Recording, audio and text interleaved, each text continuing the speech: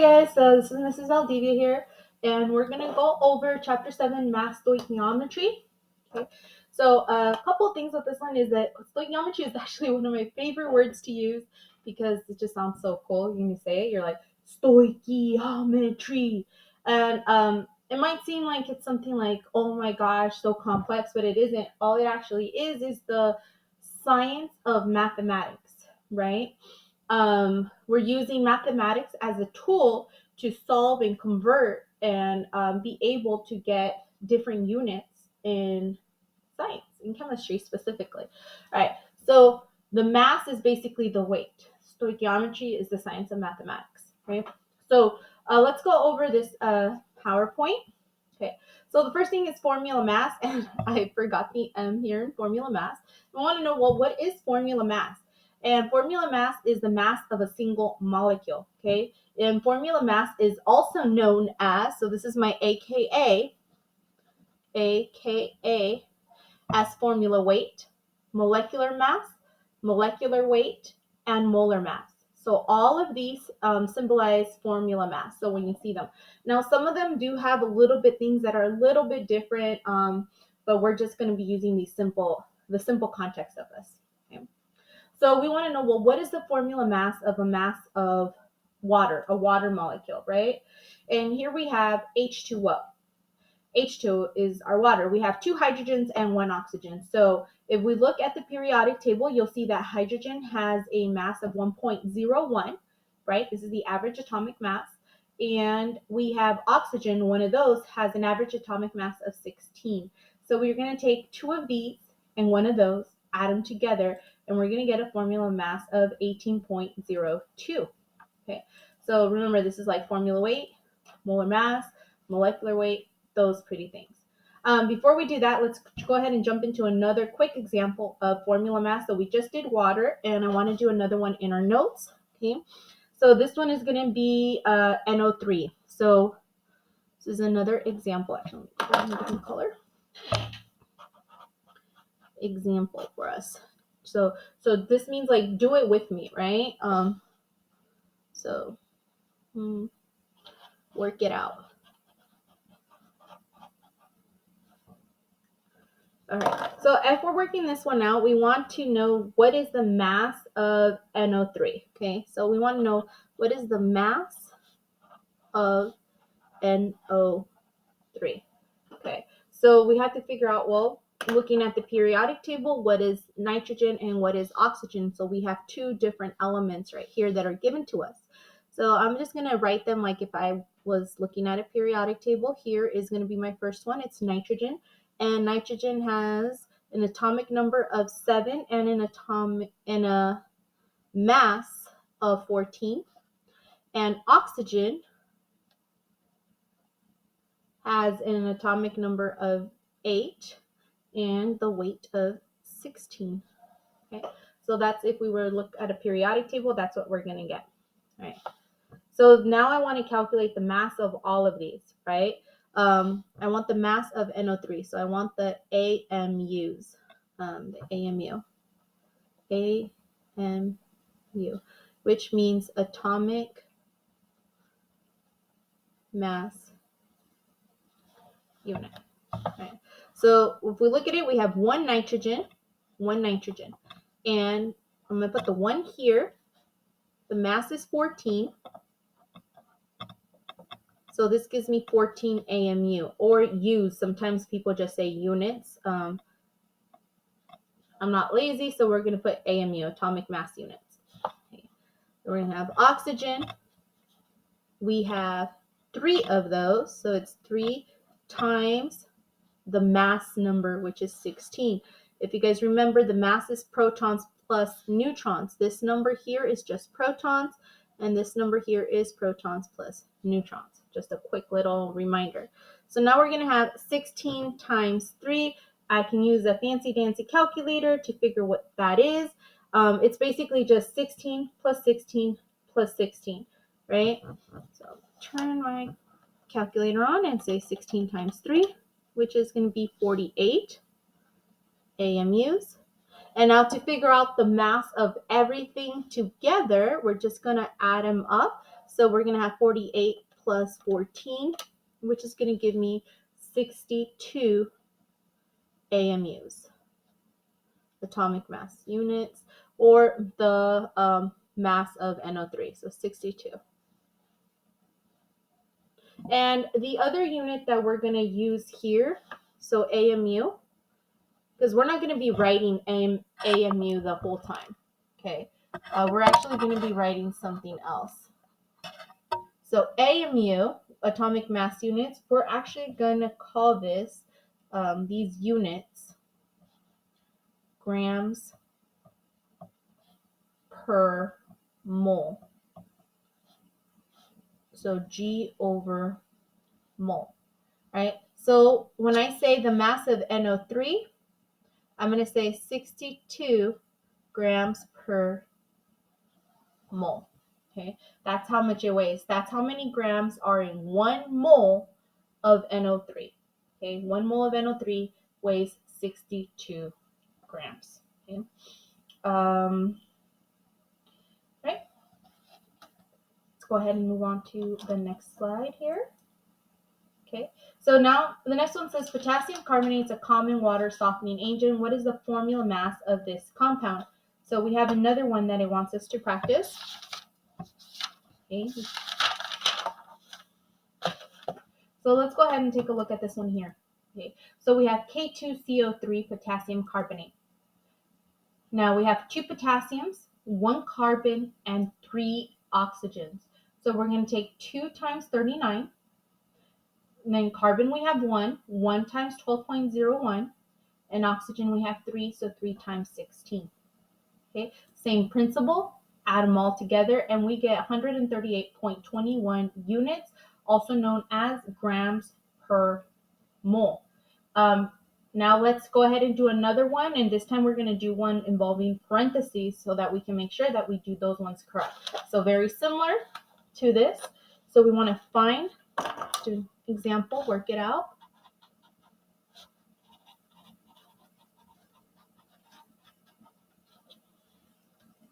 Okay, so this one, go ahead and do this one with me. We're going to find the molar mass of magnesium hydroxide. So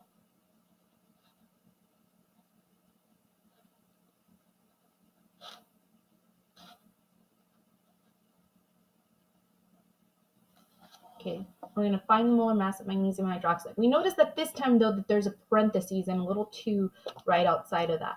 No biggie, no problem, nothing like that. All right, so if we look at the periodic table, magnesium has a molar mass of 24. Oxygen has a molar mass of 16, and hydrogen has a molar mass of 1.01. Okay. Now, what we want to do is put all of this together, but we have to figure out actually how many we have. Here we have magnesium, oxygen, and hydrogen. But right outside, we have that number 2. So what we're going to do is we're going to use the distributive property. Right? So we're going to distribute that 2 inside of everything in the parentheses. Right? So now we're going to have 2 oxygens and 2 hydrogens. So we're going to have 2 of those and 2 of these. Okay. And we're going to add all of those up together. So we have 16 times 2, which is equal to 32. We have 1 times 2, which is going to be 2.02. And then here we just have 24. We're going to add all of these together, and we're going to get 58 atomic mass units, or grams in 1 mole. So grams per mole. You could write it like this, but the 1 is really redundant. We don't have to write the 1. However, a lot of us sometimes get confused because we're like, mole, like what's the number? You know, it's 1. That's all it is. It's just 1. But we're going to write it like this, 58 grams over our mole. Okay, and that is the molar mass of magnesium hydroxide. So therefore, the molar mass of magnesium hydroxide is 58 grams in 1 mole. So 58 grams in 1 mole. Okay. All right, so now we're gonna go ahead and move on to something else called percent composition, right? So let's do percent composition.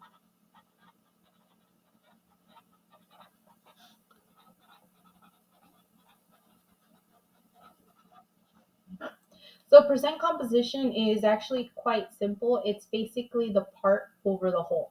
So the part over the whole. So mass of one element divided by the mass of the compound. So part over the whole. So part of the number times the whole number and multiplied by 100%. That's quite simple. Now we're going to write it just as we have it here so we could have the proper one. So the percent, right, of one element. So the percent composition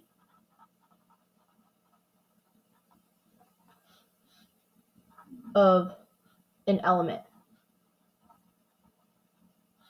is going to be equal to, and it doesn't have to be an element, it could be an element, it could be a compound of whatever part, like a polyatomic ion, etc. So the percent composition is going to be the mass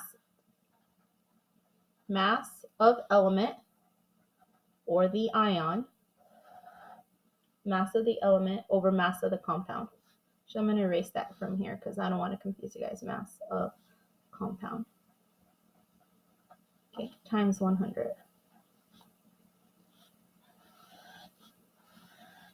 All right, so what does that mean and how are we going to solve the problem here? We're going to go ahead and use this one, octane. Okay, so it says octane is a component of gasoline. It has the molecular formula of C8H18. What is the percent composition of carbon and hydrogen in octane? So we're going to find out the mass of each one of them. So the mass of carbon, there's 8 of them. 8 times 12 equals to 96. Then the mass of hydrogen, there's 18 of those times 1.01 gives you 18.18. And therefore, if we add them all together, we get a formula mass of 114.26 grams per mole. So this is what the entire thing weighs up, right? Now it wants to know the composition of carbon and hydrogen by themselves. So we're going to have to do these independently. Mass of carbon divided by the total formula mass. So the mass of carbon is 96. So we're going to take 96 and divide that over the total. Okay, and multiply by 100 and you get 84%. So that means that octane is 84% carbon. Right, now we're going to do the same thing for hydrogen. The part, which is the 18.8, over the whole times 100, and we get 15.91%. If you add these together, they should equal 100%. Okay, it should equal 100% of your entire molecule. In this case, it does. Okay. So let's go ahead and do another example. Okay, we're going to do the example of magnesium hydroxide, finding out the parts over the whole. Okay, so let's work it out. Work it out. Okay, so find the percent composition of magnesium, oxygen, and hydrogen in magnesium hydroxide. All right, so we want to find the percent composition of all of that. The good thing is that up here we already wrote our formula masses, so we're just going to kind of bring them down here again. So magnesium, right, is 24, and there's only one of them, so that's going to be 24. Oxygen, so I'm just going to copy this from up here, bring it down here, okay, 16 times 2, which gives us 32. And then we had hydrogen, which is a 1.01 times 2, which gave us a 2.02. And we had a total mass equal to 58 AMUs, or grams per mole. Right, now that we have that, we're going to try to get the percent composition, in which we're going to take the part and divide it over the whole. So with this one, we're going to take 24 divided by 58 times 100. And we're going to do that for all of them. So let's go ahead and set up our problems first. 32 over 58 times 100. And this one's going to be 2.02 over 58 times 100. Okay, get your fancy dancy calculators, and we're going to go ahead and solve this. So we have 24 divided by 58 times 100. That's going to give me 41.39%. So I'm going to say 38%. Just going to round up. All right, next one is 32 divided by 58, and multiply that by 100, and you're going to get 55.17%. And last but not least, divided by 58, and we're going to, did I do that one correctly? No, something went wrong where it says 2 divided by 58.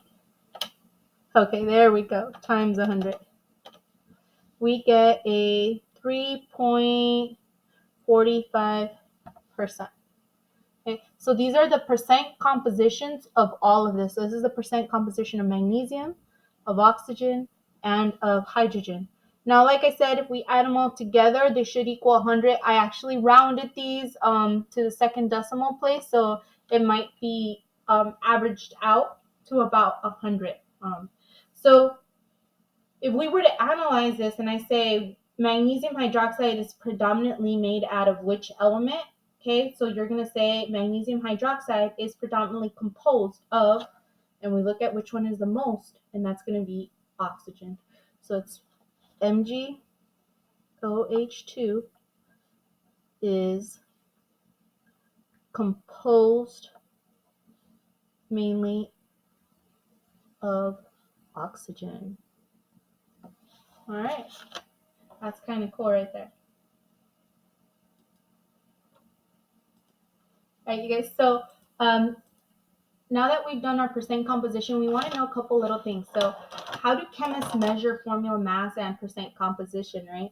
Like, how do we even get like all these numbers where we're able to actually calculate something? Because that's a little bit difficult. We don't just pick up a little thing of water and go, we have exactly this much water and it's composed of this and this. No. So we have actually a special instrument called the mass spectrometer.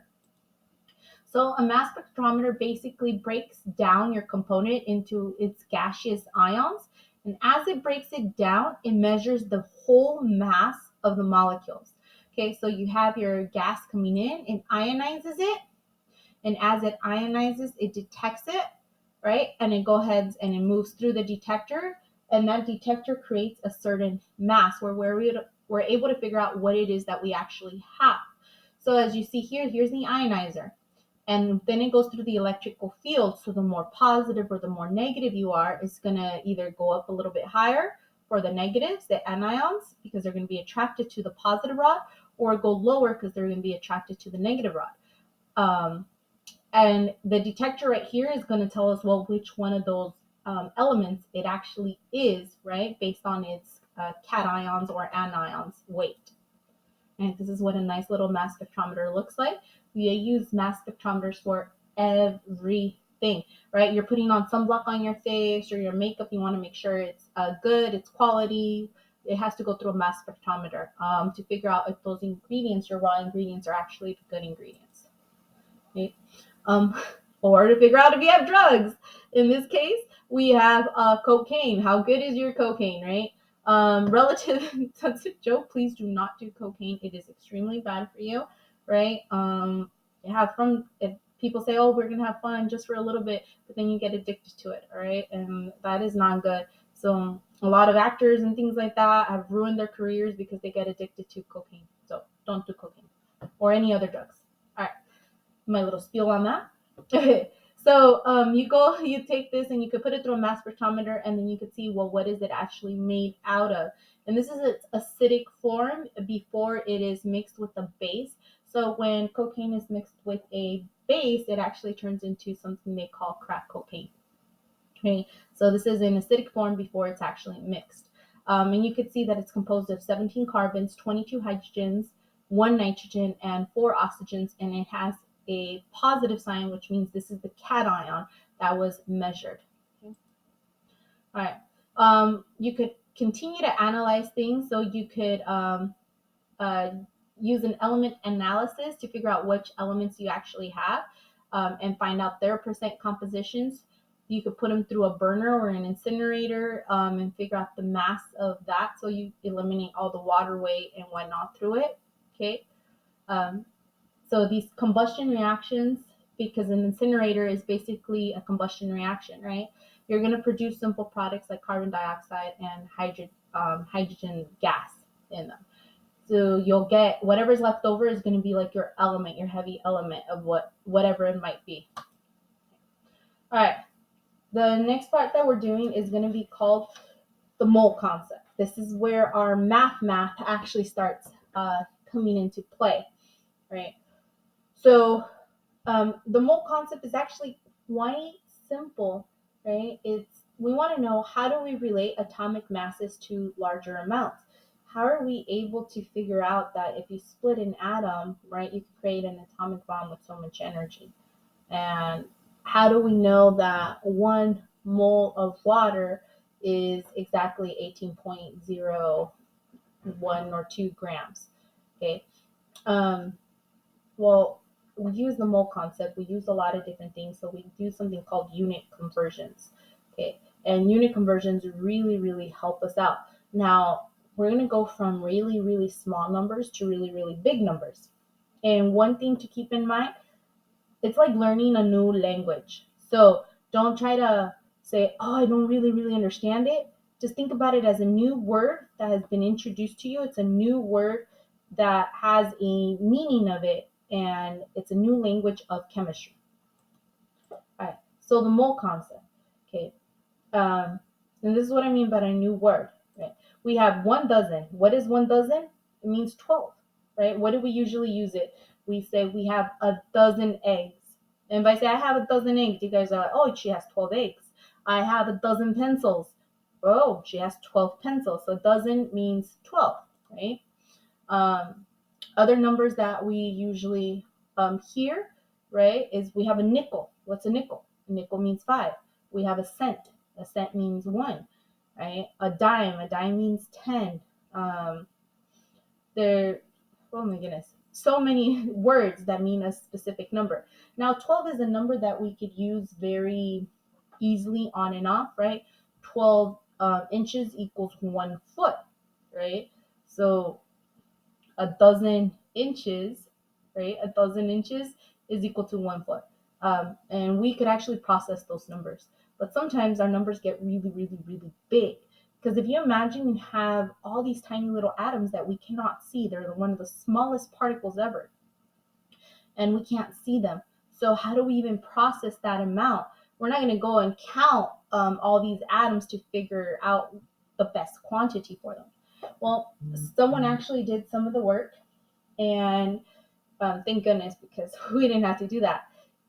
And they figured out. So Avogadro is a scientist, and he figured out that 6.02 times 10 to the 23rd units is equal to 1 mole.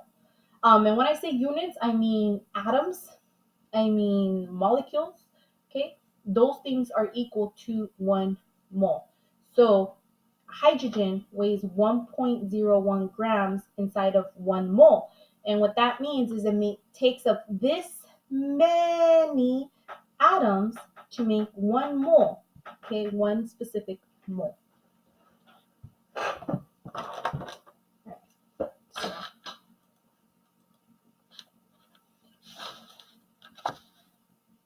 1 mole is equal to 6.02 times 10 to the 23rd units. And when I say units, we could also talk about atoms.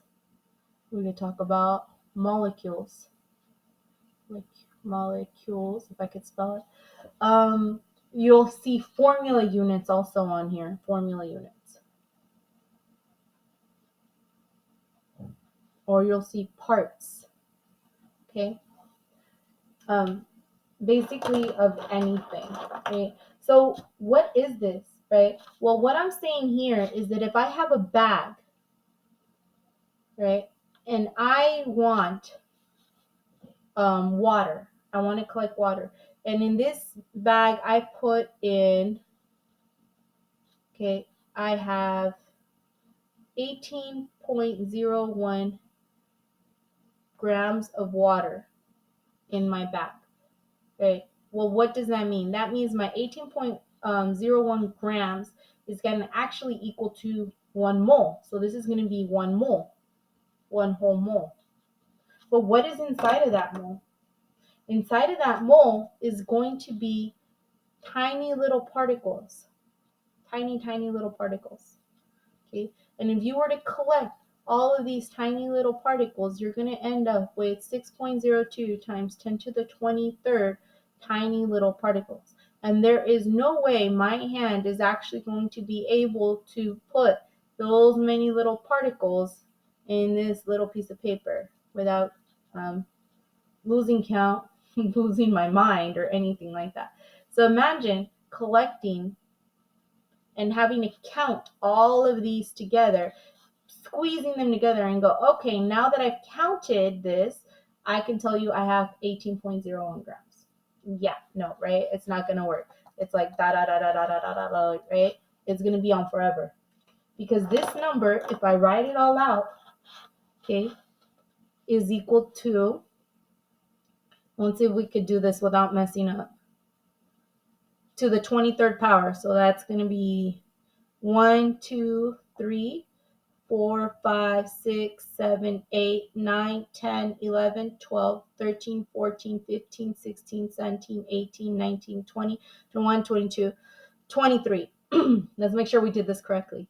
Okay, so 1, 2, 3, 4, 5, 6, 7, 8, 9, 10, 11, 12, 13, 14, 15, 16, 17, 18, 19, 20, 21, 22, 23. All right, we did. This is a huge number, right? If you want to think about how big this number is, all right, this first set of zeros is going to be like what? Your hundreds, right? Your thousands. So this is like your hundreds. I'm just going to write 100. This is 1,000, right? So, million, billion. I'm already lost. 1, 2, 3. Trillion. 1, 2, 3. Quadrillion. All right, I'm not even going to finish that. 1, 2, 3. Quadrillion. Quintillion. And then finally, this section here is called the sextillion.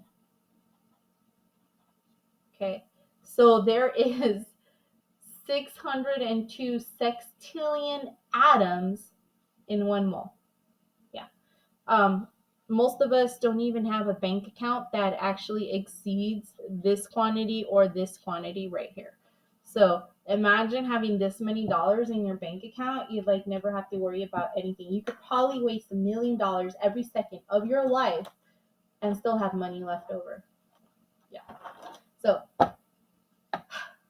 1 mole. That's a very, very large number. So these are all these tiny little dots. These tiny little dots. You're collecting them, and that all equals 1 mole. Because it's easier to count by 1 moles than it is to count all of this. As you can see, it already took up enough of our time right here. All right, so let's go ahead and start talking about conversions now. Okay. Oh, yeah, let's write down that this number is also known as Avogadro's number. Avogadro's number. All right. So moles relate to atoms and to grams, right?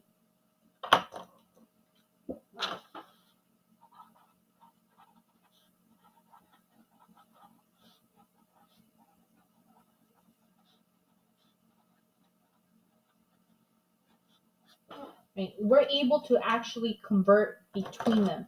So we could do grams to moles and moles to grams. Okay. Like 1 atom of carbon is 12.01 units. 1 mole of carbon is 12.01 units. They actually relate to each other. Okay. And that's why we're able to write 12.01 is equal to grams per mole. That's how much it weighs. Okay. All right, so now we're going to continue to relate this. What is the formula mass of carbon dioxide? So if we look at carbon dioxide, 1 molecule of CO2 weighs 44.01. So we just did the formula mass on this PowerPoint. 1 mole of CO2 is 44.01 grams. Okay? So they're mean the same in this case, right? 1 mole has 44.01 grams. And if you write it the other way, you could say 44.01 grams per mole, right? Over 1 mole. So I'm just going to write that down here so we could, 1 mole of CO2 is equal to 44.01 grams. Or we can say, we could write it as 44.01 grams per mole. Just like that. All right, guys, so now we're going to do some conversions, okay? We're going to convert between grams to moles, all right? So we're going to do grams to moles, some simple conversions, right? And the best way to do conversions is the best way you do math. It's just by doing it. So we're going to use the molar mass as our conversion factor. Okay. So how many moles of sodium chloride are present in 305-gram sample? Okay. So when we're doing these kind of things, you always want to start off with your given and find out, well, what is the formula mass of your compound that you need? So my given is 305 grams of sodium chloride, right? I want moles of sodium chloride. Okay, so we're going to convert from grams to moles of this. And we have 305 grams. So now we need to know the formula mass or molecular weight of this compound. So we have sodium and we have chlorine. And if we look at the periodic table, because it doesn't really tell us what it is here, so I'm going to open up the periodic table. See if I can move it over here. All right. And if I look at sodium, sodium has a mass of 22.9. And you know what? For time's sake, I'm just going to round to 23. And chlorine has a mass of 35.45. So 35.5 is what I'm going to round up to. Okay. Well, now that I have that, I have 1-on-1 ratio. So I'm just going to add these together, and that's going to give me 58.5 grams per mole. So what are the next steps that we have to do for this is we're going to just do a simple conversion. And when I said start with your given, I always mean it. Start with your given. We are given 305 grams. So this is how much we actually have. So that's more than 1 mole, and we want to know how many moles we actually have. So this is our given. You notice that grams is on the top. Okay. Well, what we want to do is we want to cancel out the unit of grams. So we're going to just start doing some mathematics. We have 58.5 grams per mole. In our previous chapters, we talked about equalities. So in our chapter in measurement. And we're going to use this equality. Now, we could write this as either 58.5 grams in 1 mole, or we could say 1 mole over 58.5 grams, right? If I want to cancel out the unit of grams, I'm going to use this one as my equality because grams is going to be at the bottom. So I'm going to write 1 mole, because mole is what I want. I want moles, over 58.5 grams. Okay. And then from there, I'm going to be able to do my mathematics and figure out, well, what is it that I have to move and do with them. Okay, let's see. Here, I'm trying to.